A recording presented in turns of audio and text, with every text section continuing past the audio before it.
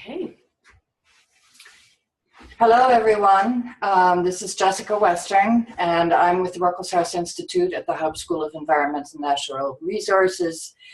And as many of you know, Steve Smutko and I do whatever we can to support this grand initiative, the Wyoming Public Lands Initiative. So to give you an idea of how, at least from a Ruckelshaus Institute perspective, we think about collaboration and collaborative problem solving. We just wanted to give you some kind of slideshow that gives you an idea of how this works.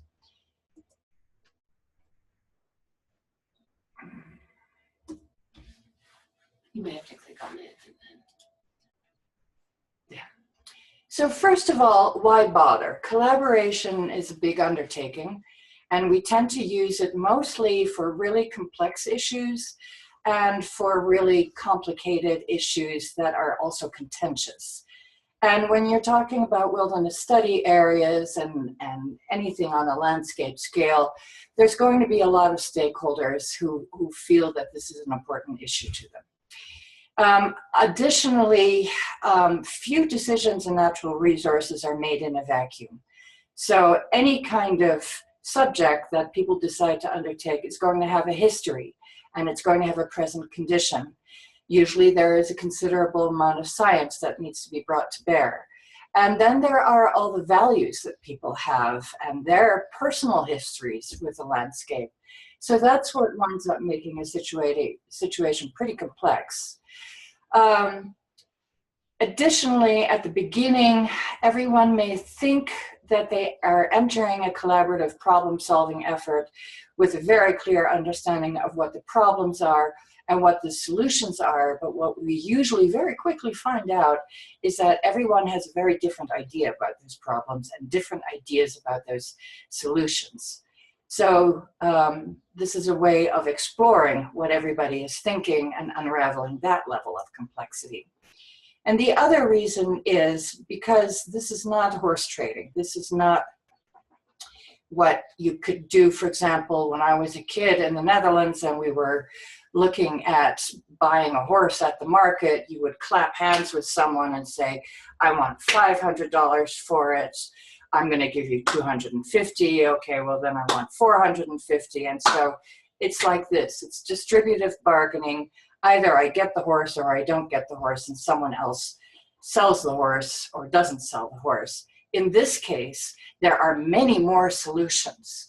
And if people don't take the trouble to go and explore this in a collaborative manner, they may be leaving a lot of value on the table. So let's find out what I'm talking about.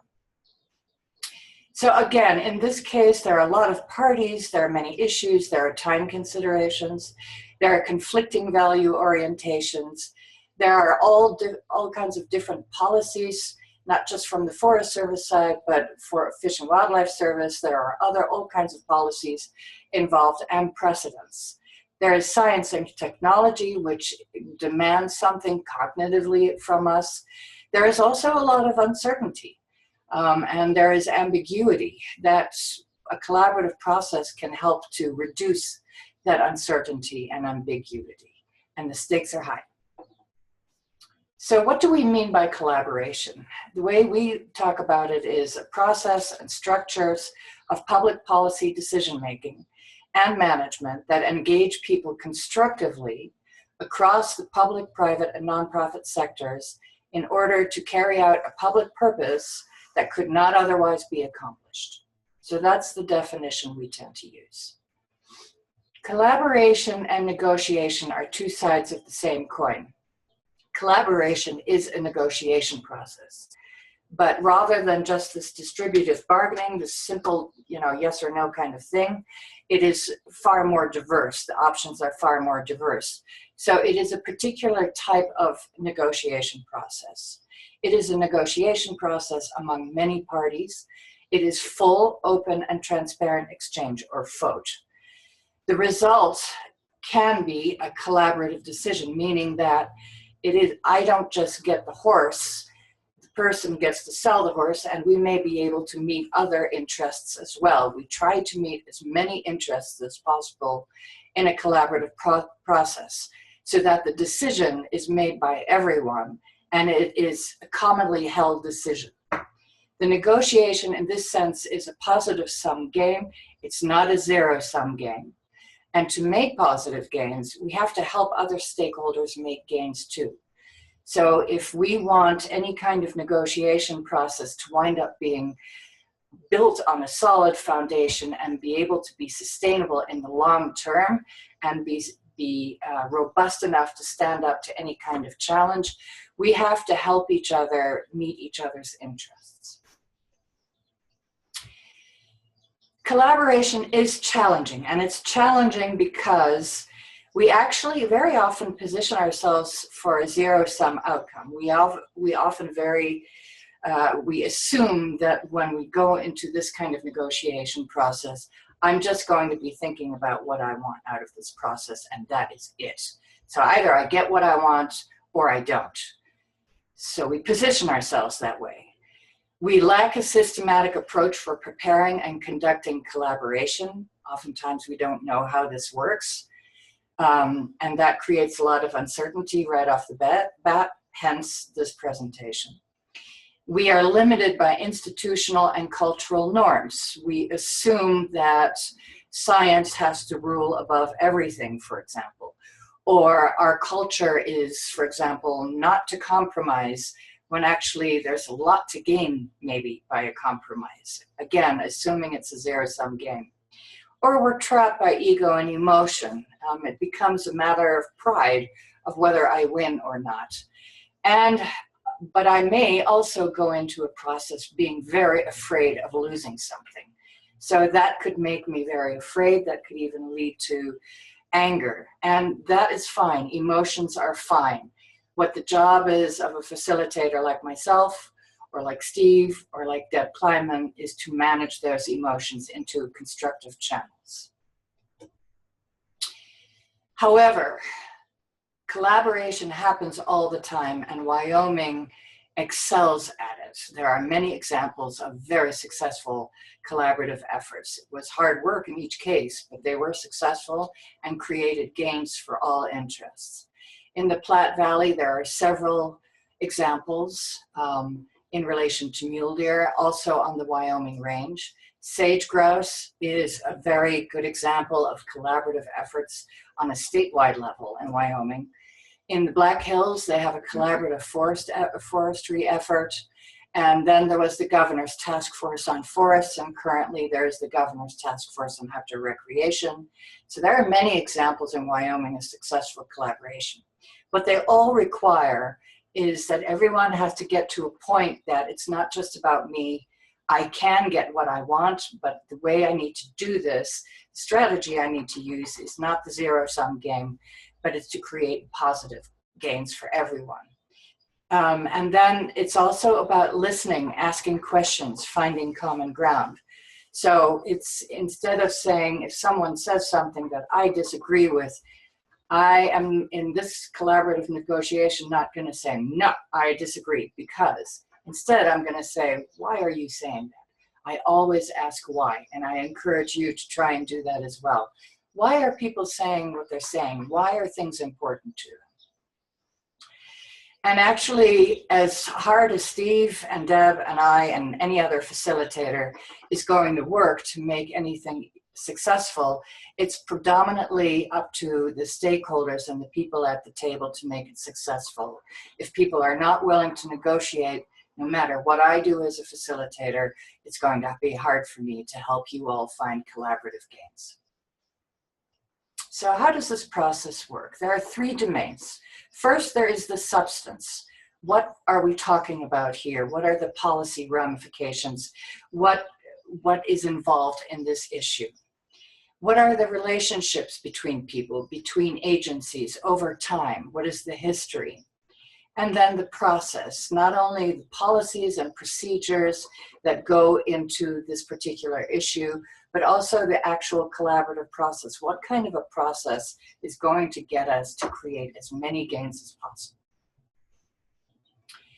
So this is a way of thinking about it, and I'm going to leave this in the slideshow, and it's going to be on the website so you can have a look at it. But actually, my next slide is going to help exemplify what I'm talking about even better. So think again about that horse situation. So let's say Angela has a horse that she wants to sell. John is interested in buying her horse. Angela, at a minimum, wants a particular amount. That's her reservation value. John, at a maximum, wants to pay a particular amount. That's his reservation value. Now, if Angela and John just do this, and that's all they do, and they wind up finding a good compromise, that's avoiding and ignoring any kind of complications. And it's a very simple kind of negotiation. On the other hand, if John starts asking Angela, so Angela, why do you want to sell that horse? Well, my child is sick and she can't ride the horse anymore. And I have had to take on 2 jobs in order to pay the medical bills. And then John might say, gosh, I'm so sorry, I didn't know that. Actually, I think my son is the same age as your daughter. Maybe I can help out picking up your daughter from school, things like that. And so that's a way of creating value. They're not only looking at the horse, they've expanded the realm of possibilities to include the children and their time management. So getting to that point of expanding the pie, we can also think of, if Angela gets everything that she wants, she gets that $500, then John will be accommodating and Angela will have used a competitive strategy. If it's the other way around, then Angela will be accommodating and John has been using a competitive strategy. So somewhere between those extremes, there is a distributive solution that is just purely involving this, not the kids, not time management, nothing else. Now, if they start having more of a conversation and getting to know each other and getting to know each other's interests, why is she selling the horse? Why does he want to buy the horse? For his son, for example. They're immediately starting to explore a larger realm of possibilities, and then the graph starts looking like that, because between John and Angela, they have expanded the solution possibility frontier. And that's where collaboration comes in. It takes more effort, it takes more interest, it means that the stakeholders are going to ask each other why. It's a matter of going deeper and taking more time and going maybe a little slower. We're not going to settle this in the market right over a beer. So this is what we call the zone of possible agreements. It can either be distributive or it can be further out in that possibilities frontier. So many options exist, but some are better than others because we're not just talking about the horse beyond that diagonal line, but we're talking about creating more value. So the challenges are how to engage in a logical and robust consensus building process while accommodating conflict. Most of us are conflict avoidant, and for very good reason. We are animals at the end of the day, and animals want to save their energy. Conflict takes a lot of energy. So we tend to try to avoid conflict. It also makes us very uncomfortable. It can even be dangerous. So on the one hand, we want to find a way of building consensus while embracing that conflict, and we want to create value for all stakeholders. That's what we try to achieve in a collaborative process. And that's what the Wyoming Public Lands Initiative is all about, how to create that value. So we tend to use Getting to Yes as a really good text to help us understand how this works. And when we're talking about getting to yes, they talk about collaboration as principled negotiation. It's a negotiation process that's built on these principles and on the principle that we need to find out from each other why we are interested in what we're interested in. It is a way of separating the people from the problem. We focus on interests, not positions. So rather than me coming into a negotiation saying, I've got to get this out of it, I'm going to wait with that. And I'm going to share with people why this is important to me. And I want to find out from everybody else why their interests are important to them. From there, we can generate options for mutual gain. So the idea there is, the question is, how can we create more wilderness while providing more motorized recreation? Or how can John buy the horse while Angela gets a little relief from her busy life? Evaluate options using objective criteria.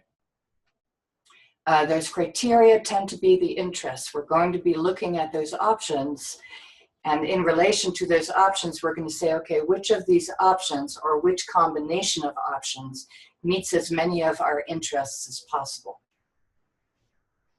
So these are the steps that we use in this consensus building type of process. We first identify problems. Then we identify interests. We identify options, and then we identify what are the trade-offs. If we do this, what happens to that? What happens to that? What happens to that?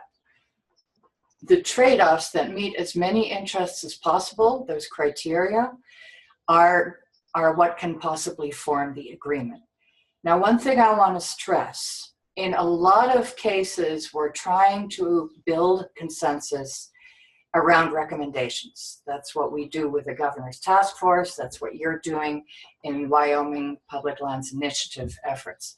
You're building recommendations that go to a land management agency or to the governor. Building those recommendations at the end of these processes, the outcome is going to be a report to the land management agencies that says, we looked at all these options. These are our interests. We looked at all these options. And these options wound up being consensus options. They are therefore full recommendations. Then there may be some options that didn't get full consensus. They're still going to be listed so that the reader, land management agencies, but also legislators, the Wyoming Commissioners Association, so that everybody can see everything that was deliberated in the process and to what extent consensus could be reached or not reached, and why not. So in other words, the reader is going to have all the information. So within that time limit, your facilitator is going to try to help you build as much agreement as possible. At the end, if there's no consensus, then that is going to be important and that will have value. On the other hand, if there are consensus options, that is going to be very helpful for everyone to understand. So it's very important to understand that at the end of the day, it is not imperative that consensus is reached. This is a process that seeks to build as much consensus as possible. Excuse me.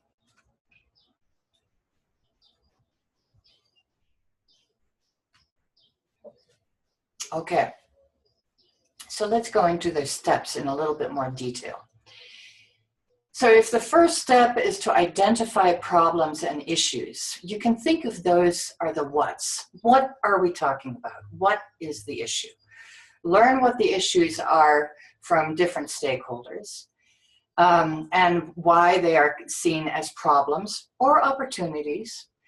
This step is critical to avoid assumptions. Very often, like I said earlier, we go into a process assuming, I assume I know everything, for example, about mule deer habitat or mule deer biology.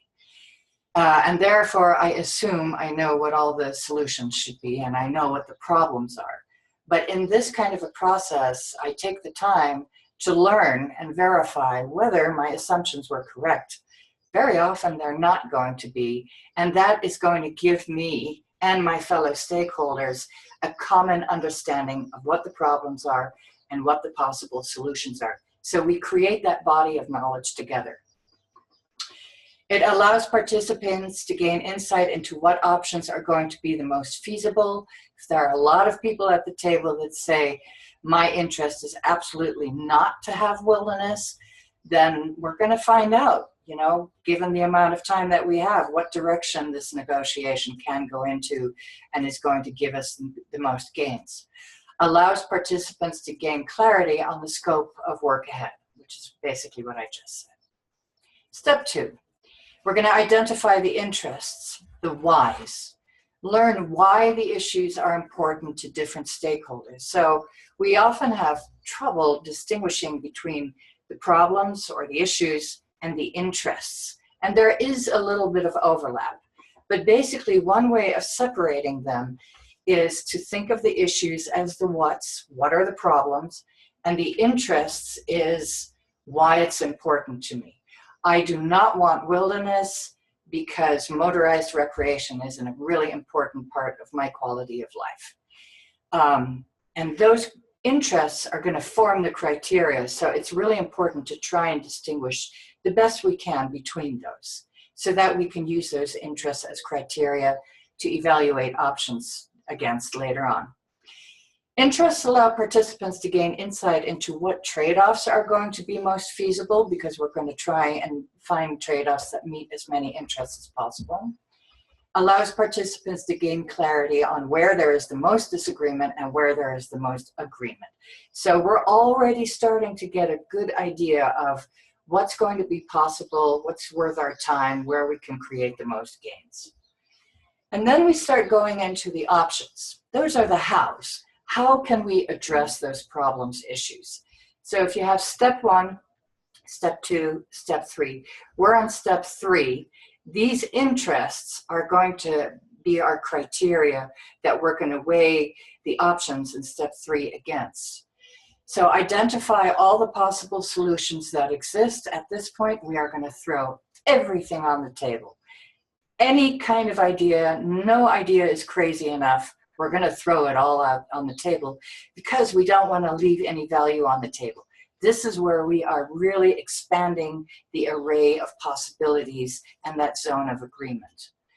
During option generation, participants learn in more depth from each other about the issue and the possibilities. So this is where we're really starting to get creative. And this is when, by this time, usually groups of people, they understand each other. They're still not agreeing with each other on everything. But usually at this point, it's hard not to like each other even a little bit. And you can have nice conversations and you understand where the other person is coming from. So that this is when we can start thinking, how can I get what I hope to get out of this negotiation while helping Mary get what she wants out of this negotiation? Because then it's a slam dunk. We're all working to build consensus. Okay, later on at step 4, we identify the trade-offs. This is where we're going to look at all the pros and the cons of all the options, explore the level of agreement with all options, and this is where your facilitator is really going to come in handy, because he and she is really going to be hearing, and we've got our radar on for hearing in the whole group what the level of possibilities are. Find as many options as possible that meet as many interests as possible, and this is hard work. This is what we call the groan zone. This is where you're putting everything that you've been learning, all the ideas, you're putting this together, and you're integrating your values, your interests with these options. And this is where agreement will emerge if it exists. So far, in almost every in every collaborative process I've ever worked on, there is agreement that emerges. And the reason why is because we tend not to go into a collaborative process unless we can see that there is agreement possible. So this is where it's going to emerge. And then the 5th level is explore level of consensus. That wasn't in my graph. I've added this in later because it is a really important point. If step 4 is looking at all the trade-offs, by step 5, you've whittled out what the level of agreement is, what the options are, and you're fine-tuning those options into recommendations to go to, in this case, land management agencies.